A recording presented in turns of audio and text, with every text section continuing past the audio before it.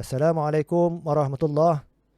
Perkongsian kali ini kita kongsikan isu inflasi yang sedang hangat di media. Ini adalah senarai 20 negara yang alami inflasi tertinggi di dunia pada tahun 2020. Inflasi yang bakal berlaku berikutan kenaikan harga barangan dijangka dirasai di Malaysia pertengahan bulan ini. Dengan kesan paling ketara adalah kuasa beli menjadi lemah. Fenomena inflasi kembali melanda Malaysia. Tak pasti kali keberapa dah. Berita Fox Business ini juga laporkan inflasi di Amerika.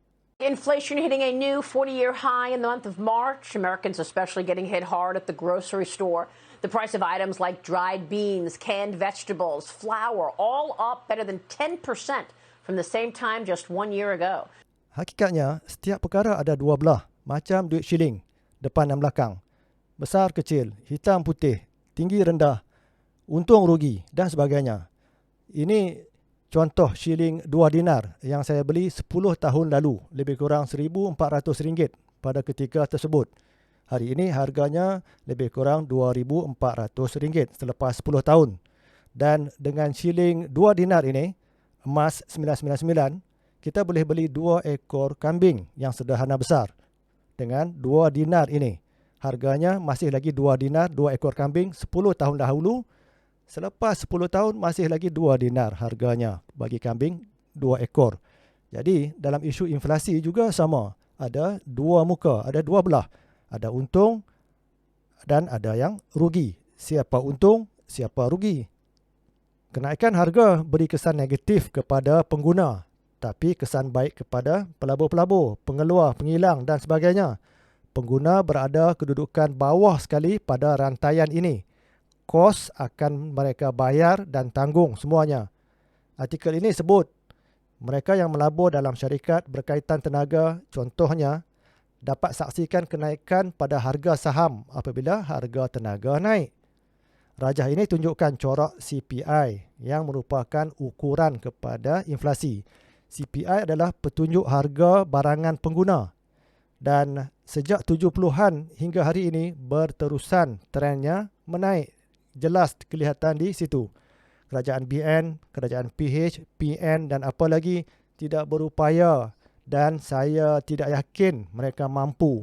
Sekadar berjanji, itulah permainan politik.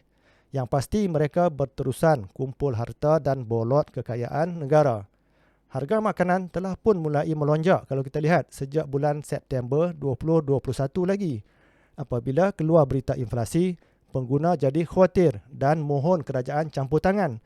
Maka datanglah ahli-ahli politik buat jaminan dan buat janji-janji dan kita tahu apa kesudahannya. Berdasarkan indeks CPI yang ditunjukkan ini sejak 70-an lagi berterusan naik. Jadi, apa yang boleh kita buat? Kita lihat harga bagi senarai produk-produk komoditi di pasaran.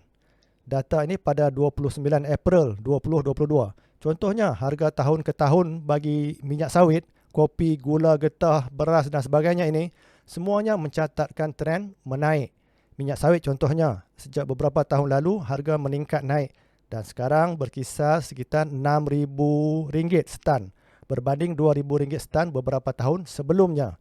Dan dijangka kekal tinggi sebab peperangan Ukraine-Rusia yang menggugat supply chain minyak bunga matahari dan produk-produk pertanian lain yang dikeluarkan oleh Ukraine yang merupakan negara pengeluar penting bagi produk pertanian seperti gandum, jagung, oat, minyak bunga matahari dan lain-lain.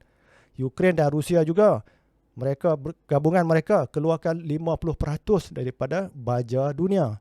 Apabila kos ataupun harga baja naik disebabkan oleh peperangan ini, tentunya hasil pertanian turut naik harganya. Malaysia turut dapat manfaat. Kita lihat di sini. Ada yang dapat manfaat. Kita dapat manfaat daripada kenaikan harga komoditi. Baik. Saya juga ada sedikit pelaburan di Bursa Malaysia, pasaran saham Malaysia, dalam syarikat pengeluar minyak kelapa sawit yang nilai sahamnya naik lebih 20% sejak beberapa bulan ini. Belum untung lagi sebab saya belum jual. Yang rugi pun sebenarnya lebih banyak. Rugi atas kertas sebab belum jual. Ditambah dengan keputusan Indonesia untuk tidak mengeksport buat sementara minyak sawit mereka bagi menstabilkan harga yang rakyat mereka bayar, menyebabkan permintaan minyak sawit dijangka terus naik bagi jangka masa pendek sekurang-kurangnya. Good to see you, Maria. We are on the precipice of a global food crisis. CEO Goya, syarikat Goya, turut tekankan bahawa kita sedang berada di tebing krisis makanan. God created humanity. Humanity has created every way to destroy itself, from nuclear, biological, chemical. Kenyataan beliau ini sangat menyentuh kerana beliau kaitkan isu ini dengan isu kemanusiaan. Justru inflasi dibimbangi pengguna, tapi inflasi juga beri ganjaran kepada pelabur-pelabur dan mereka-mereka yang berbudi dengan tanah. Mereka-mereka yang usahakan tanam-tanaman, di mana sektor pertanian negara kita ini telah terabai sejak sekian lama. Setakat itu perkongsian pada kali ini. Assalamualaikum warahmatullahi